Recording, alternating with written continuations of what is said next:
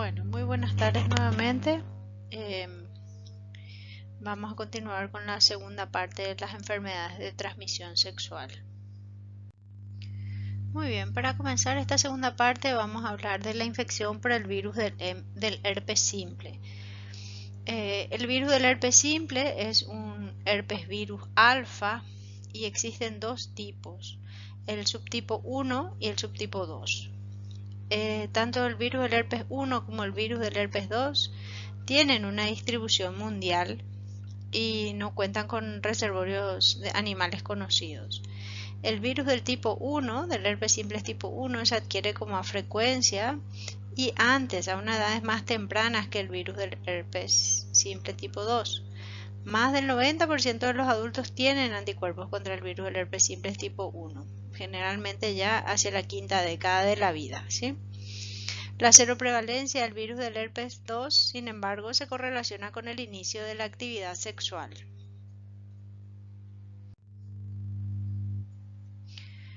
El virus del herpes simple se ha aislado en casi todas las localizaciones viscerales y mucosas.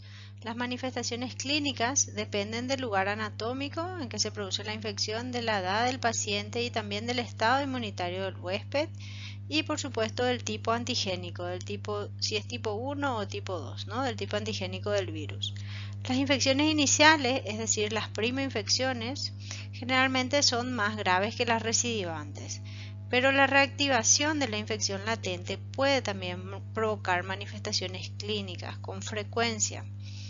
La infección a nivel de la boca y del labio orolabial, por ejemplo, una gingivostomatitis o una faringitis, es la manifestación clínica inicial más frecuente de la infección por el virus del herpes simple tipo 1.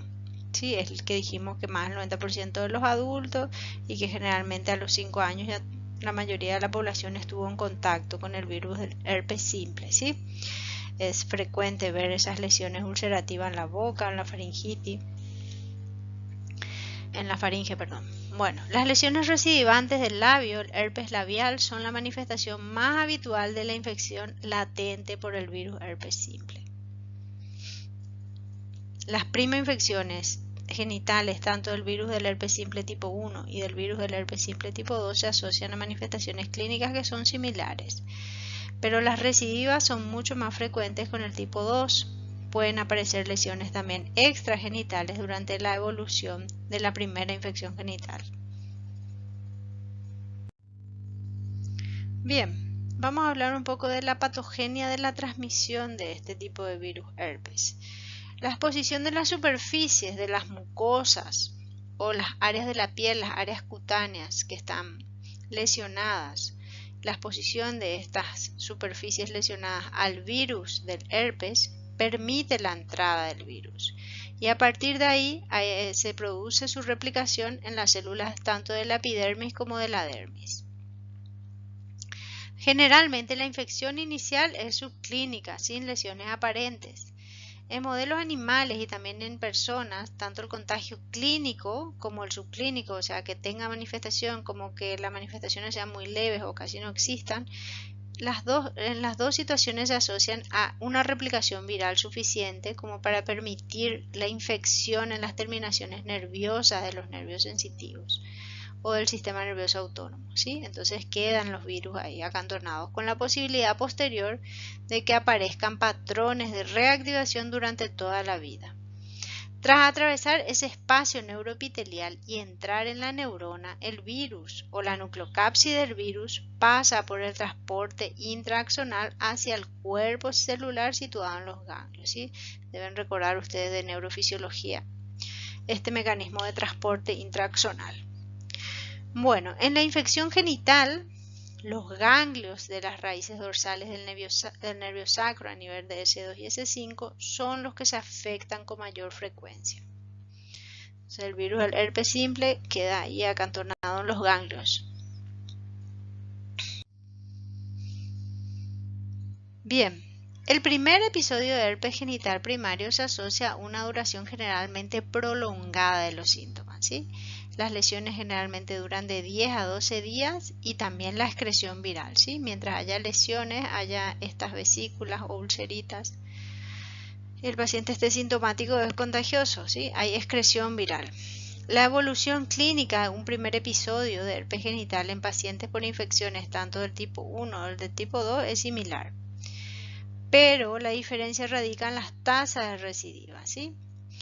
A los 12 meses en pacientes con episodios con el primer episodio por infección del virus herpes 2, las tasas de recidiva son de alrededor del 90%. Y si se tiene una infección por virus de herpes simples tipo 1 son un poco más bajas. Las tasas de recidiva a los 12 meses está alrededor del 55%, ¿sí? Recidivan más los de tipo 2 que el de tipo 1. Bien, continuando con el tema del virus del herpes simples, vamos a referirnos un poco a las manifestaciones clínicas. El 70% de las mujeres y el 40% de los varones, el primer episodio de herpes generalmente se acompaña de un cuadro general. Hay un poco de fiebre, cefalea, malestar general y mialgia, ¿sí? Un cuadro típico viral. El dolor, el prurito, la disuria, las secreciones y las linfadenopatías inguinales dolorosas a la palpación son los síntomas locales predominantes que persisten durante varios días después del inicio con estos síntomas sistémicos. El pico de los síntomas locales se produce entre los días 7 y 11, ¿sí? Ahí la excreción es detectable, hay presencia de virus. El dolor inguinal a la palpación puede persistir durante varias semanas posterior, ¿sí? al pico de los síntomas locales. Estas lesiones pueden aparecer en diversas etapas, pueden ser vesículas, pueden ser pústulas, pueden ser pequeñas úlceras eritematosas que son muy dolorosas, puede haber ya formación de costras en las superficies que son secas o puede haber una repitelización en las superficies que son mucosas. Esas pequeñas úlceras múltiples que a menudo se unen para formar una úlcera mayor y dar un aspecto de una mayor úlcera, pero es la coalescencia de varias úlceras pequeñas. Entonces, si es que no se trata, lo habitual es que se formen nuevas úlceras entre los días 4 y el día 10 de la infección. Tanto el virus del herpes simples tipo 1 como el virus del herpes simples tipo 2 pueden causar también infecciones rectales y perianales que pueden ser sintomáticas o pueden ser asintomáticas. Bien. ¿Cuál es el principal problema con estas infecciones genitales por virus herpes tipo 2 sobre todo, ¿no? La principal morbilidad de estas infecciones son debidas a la alta frecuencia que tienen de reactivación. El 90% de las personas que tienen un primer episodio sintomático de infección genital por virus herpes tipo 2 padecen unas reactivaciones clínicas. Y el 98% presenta excreción subclínica de virus herpes tipo 2 en la mucosa genital, ¿sí? O sea que son transmisores. Alto porcentaje de recidiva. Aquí radica la principal morbilidad de esta infección por el virus herpes tipo 2. La mediana de tasa de recidiva es de 4 a 5 episodios anuales, pero hay personas que tienen más que eso, ¿no? Pero generalmente esta es la mediana de episodios al año que recidiva. Y por supuesto que existe una gran heterogeneidad entre los pacientes dependiendo también de las patologías de base y de los antecedentes de cada paciente. Los estudios sobre la reactivación clínica de la infección por el virus del herpes 2 muestran una disminución constante pero gradual de las tasas de recidiva. A lo largo del tiempo va disminuyendo el número de recidivas.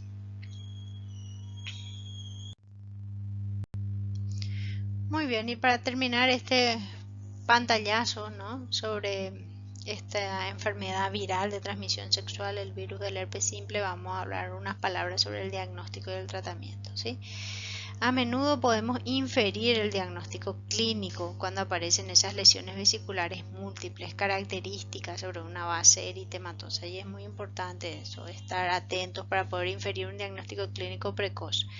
En esta situación en que sospechamos o inferimos el diagnóstico clínico de una infección por herpes, dada la morbilidad prolongada de su primer episodio de infección genital y la capacidad de los agentes virales para mitigar los síntomas y prevenir el desarrollo de nuevas úlceras, es conveniente iniciar el tratamiento antiviral oral a la espera de la confirmación del laboratorio. El modo de confirmar la infección por el virus del herpes es el aislamiento del virus en cultivos tisulares, ¿no? Por métodos más tradicionales, ¿verdad? Cultivos tisulares, o si no, la demostración del ADN en los raspados de las lesiones por métodos de la biología molecular, ¿sí? Una PCR. El virus del herpes simple causa un efecto citopático que es perceptible en los diferentes sistemas de cultivos celulares y por lo general ya a las 48 o 96 horas después de la inoculación, 2 o 3 días después de la inoculación, ya es perceptible ese efecto citopático que al hacer el estudio, ¿no?, citológico se puede observar y de esa manera pues asociar esa imagen al virus del herpes simple.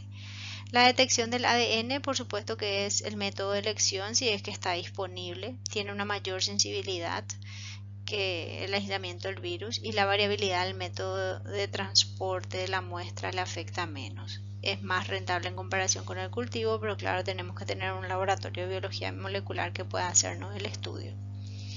La confirmación del laboratorio permite identificar el subtipo del virus, lo que puede ayudar a predecir la frecuencia de la reactivación después de la primera infección, ya sea oral o genital por el virus del herpes simple. Y el tratamiento son antivirales como el aciclovir o el valaciclovir, que la diferencia aquí es la facilidad en la posología.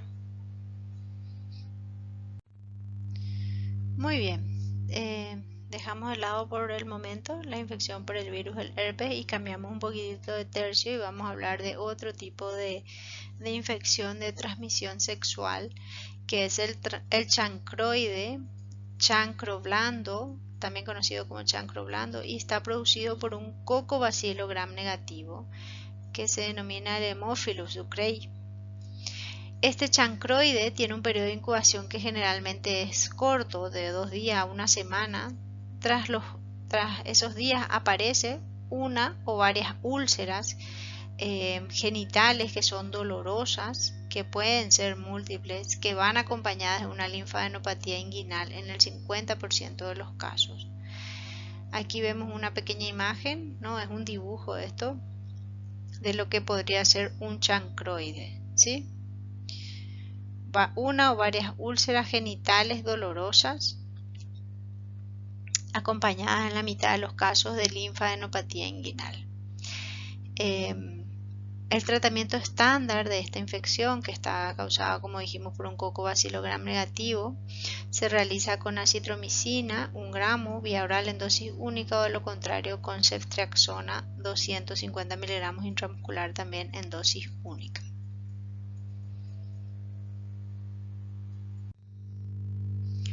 Bien, otra patología que nos ocupa en esta clase de ETS es el linfogranuloma venéreo. El linfogranuloma venéreo también es una enfermedad de transmisión sexual producida por diferentes serotipos de la Chlamydia trachomatis, ¿sí? Generalmente los serotipos son del tipo L1, L2 o L3 los causantes de esta patología. Es más frecuente en países tropicales, subtropicales, aunque la incidencia también está aumentando en países desarrollados, especialmente en los hombres que tienen sexo con hombres. La forma clásica del linfogranuloma venéreo es el de una úlcera, habitualmente asintomática, que suele pasar desapercibida, para posteriormente producir un síndrome inguinal o rectal en función del lugar donde se produjo la entrada de la infección, ¿sí? Las formas del linfogranuloma venéreo en los países occidentales se caracteriza por presentarse en hombres que tienen sexo con hombre, la mayoría con antecedentes de ser portadores del virus de la inmunodeficiencia humana, y la mayoría es con afectación predominantemente anorrectal, ¿sí? La relación es 15:1 respecto a la génito-inguinal y es excepcional en varones heterosexuales y en mujeres. El tratamiento de esta patología, el linfogranuloma venéreo, aquí vemos una pequeña foto, se realiza con un antibiótico que se llama la doxiciclina. Como alternativas se puede usar la eritromicina o la acitromicina. ¿Sí? El tratamiento, como ven, es largo, son 21 días o 3 semanas según la pauta que se elija. La mejor técnica de diagnóstico, al igual que en el chancro blando, el chancroide que hablamos antes, es la PCR de la muestra, ¿sí? Se toma una muestra de la lesión y eso se envía al laboratorio de biología molecular para que hagan la PCR buscando el material genético de la Chlamydia trachomatis. Tanto el chancroide, que hablamos antes, chancro blando, y el linfogranuloma venéreo, como todas las otras enfermedades de transmisión sexual, debemos realizar el cribado de otras infecciones de transmisión sexual en estos pacientes, ¿sí? Estas dos entidades, como otras enfermedades ulcerativas, siempre tienen mayor riesgo de adquisición y de transmisión, tanto del virus de la inmunodeficiencia como de otras enfermedades de transmisión sexual. O sea que cuando encontramos una, tenemos que hacer el despistaje de las demás y ponerle en alerta al paciente de que es necesario siempre usar las medidas de protección en las relaciones sexuales. Bueno, muy bien, entonces hablamos del linfogranuloma venéreo hace un momento, Chlamydia trachomatis. Antes de eso hablamos del chancroide o chancro blando. Y ahora vamos a hablar de otra patología que se denomina granuloma inguinal o donovanosis, ¿sí? La donovanosis o el granuloma inguinal es causa también de una úlcera genital, también más frecuente en países tropicales como en Nueva Guinea, en el oeste de América Latina, en Sudáfrica, en India, en el Caribe y poco frecuente en Europa. Y el agente etiológico también es un BGN, ¿no? un gram negativo, es llamada Klebsiella granulomatis, ¿sí? Clínicamente produce unas lesiones también ulcerativas, granulomatosas, localizadas en la región genital y perianal en el 90% de los casos y tiene un curso crónico, ¿no? Tiene un curso crónico y hay 4 tipos de lesiones, pero hay una que es más frecuente. El tipo úlcero-granulomatosa es la más frecuente, que son úlceras que sangran fácilmente al tacto, no son dolorosas y como característica es que no van acompañadas de adenopatías inguinales.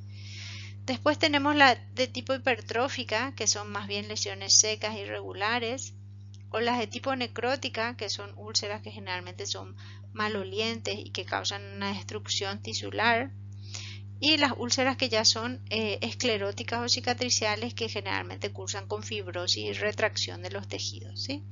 Las úlcerogranulomatosas entonces son las más frecuentes, donovanosis, granuloma inguinal, Klebsiella granulomatis, son las palabras clave en esto. Entonces son úlceras que sangran fácilmente al tacto, que no son dolorosas y casi siempre están sin adenopatías inguinales acompañantes. Para el diagnóstico se requiere la identificación de unos cuerpos característicos que son vacuolas, en realidad son vacuolas llenas de bacterias dentro de las células mononucleadas, y a esto le llamamos cuerpos de Donovan, ¿sí? De ahí el nombre de donovanosis. Entonces los cuerpos de Donovan son vacuolas que están llenas de estas bacterias, la Klebsiella granulomatis, dentro de las células mononucleadas. Estas muestras se obtienen por raspado en fresco o se hace una biopsia de la lesión y un estudio anatomopatológico para poder hacer el diagnóstico. Y el tratamiento también es con antibióticos tipo doxiciclina o acitromicina. Bien, cambiamos otra vez de etiología y vamos a otra infección viral de transmisión sexual, que es el virus del papiloma humano o HPV. La infección genital por el virus del papiloma humano también es una enfermedad de transmisión sexual y de alta incidencia a nivel mundial. Y aquí hay un detalle importante, que este virus desempeña un rol importante en la génesis de unas lesiones que son precancerosas, ¿no? Preneoplásicas, y del cáncer invasivo del cuello uterino. El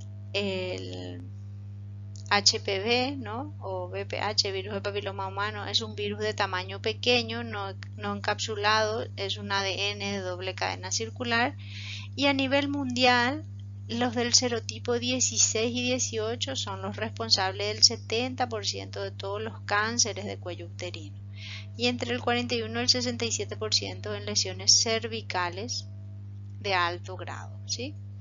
Entonces los serotipos oncogénicos que están más frecuentemente relacionados son el 16 y el 18. Es larga la lista de los serotipos oncogénicos, pero estos son los responsables del 70% de todos los cánceres de cuello uterino.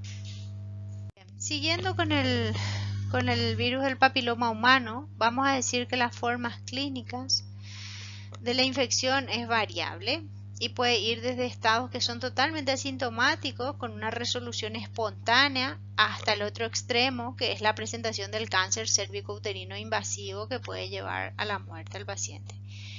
Estas infecciones se clasifican en la forma latente de la infección, las cuales no presentan lesiones visibles y solo se detectan al momento de una consulta médica y de exámenes paraclínicos como la citología.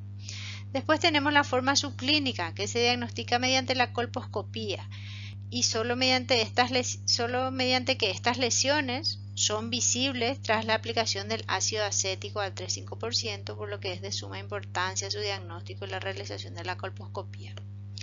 Y después tenemos la forma clínica, que se manifiesta ya como unos condilomas acuminados en la mucosa, verrugas genitales o papilomas veneros, ¿sí?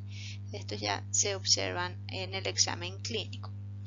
Entonces la forma clínica puede ser la forma latente, la subclínica que se ve en la colposcopía y ya la forma clínica que se ven los condilomas acuminados en la mucosa, las verrugas genitales o los papilomas venéreos. Bueno, pasamos a otro tema, también otra infección viral, el molusco contagioso, ¿sí? Esta es una enfermedad viral cutánea que en adultos y adolescentes se encuentra dentro de las ETS y es producida por un virus del molusco perteneciente a la familia del Poxviridae. Tiene un periodo de incubación larguito, entre 15 y 50 días, y se transmite por contacto directo del caso afectado en adolescentes y adultos por contacto sexual o por autoinoculación. En los casos de transmisión sexual, las lesiones vamos a encontrarlas en el área genital, en el área perianal o en el abdomen inferior. Las lesiones son de tipo rosadas, blanquecinas o del propio color de la piel, son sobrelevadas, papulosas, y la presencia de umbilicación, que aquí no sé si distinguen bien, pero se ve que el centro está un poco umbilicado, es el signo más característico, aunque en ocasiones pueden juntarse, coalescer y formar como unas placas. El tamaño de las lesiones normalmente son pequeñitas, de 2 a 5 milímetros, y no suelen haber en número demasiado abundante. Suelen ser asintomáticas, no pican, no duelen, y la mayoría se autolimitan entre 6 y 9 meses, aunque ocasionalmente se mantienen durante más años, ¿no? Se autolimitan y van desapareciendo. Muy bien, para ir terminando esta pequeña introducción y pantallazo de las enfermedades de transmisión sexual, vamos a mirar aquí unas imágenes de algunas de las patologías que comentamos. Aquí en la foto de la izquierda tenemos un paciente que tiene una infección por sífilis, ¿no? Por sífilis. Y vemos esta característica de la depapilación de la lengua, ¿sí? En prado cegado le llaman algunos. Hay unas áreas donde la lengua está depapilada. Aquí en la foto de al lado también tenemos un paciente que tiene una alopecia difusa. Aquí vemos estos pequeños segmentos del cuero cabelludo que están sin cabello, ¿no? Y a esta alopecia difusa con patrón apolillado que le llaman, ¿no? Va asociada también a la infección por treponema pallidum, a la sífilis, ¿sí? Estas dos son lesiones que están asociadas a la sífilis. Bien, continuando con nuestras imágenes. Aquí vemos este paciente, ¿no? Con este tórax y brazos, con este exantema, estas lesiones en piel maculopapular, ¿no? Este exantema rosadito. Aquí vemos la afectación que tienen en la palma y en la planta, que dijimos que es sumamente característico, ¿no?, de la infección luética, de la sífilis. Son casos de secundarismos, sífilis secundaria, y vemos la afectación es realmente de este paciente muy aparatosa. Bien, aquí tenemos unas cuantas fotos más. Aquí tenemos estas pequeñas vesiculitas sobre un borde eritematoso que es compatible con una infección viral del virus del herpes. Muy bien. Aquí tenemos una imagen de un granuloma inguinal, úlcero vegetativo, que se extiende hasta formar pequeñas úlceras que son exuberantes, ¿no? Este es un granuloma inguinal. Y aquí tenemos otra vez la foto que habíamos visto antes del linfogranuloma venéreo. Muy bien. Bueno, de más está decirle que a todos estos pacientes, y que todos tenemos que recordar siempre, ¿no?, los hábitos saludables de el uso de preservativo en las relaciones sexuales. Evitan, ¿no?, el embarazo no deseado, la infección por el virus, la inmunodeficiencia y todas estas infecciones de transmisión sexual. Bueno, espero que tengan tiempo durante estos días de mirar todas las clases que estuvimos haciendo estos días previos, y entonces nos encontraremos, Dios mediante, el lunes para poder ver las dudas, a ver si hay alguna cosa que no se entendió, que se desea aclarar, alguna pregunta, y también ya para seguir avanzando con nuestro programa. Que tengan un buen fin de semana, cuídense, que haya salud para ustedes y sus familias, y nos vemos en la próxima. Hasta luego y muchas gracias por la atención.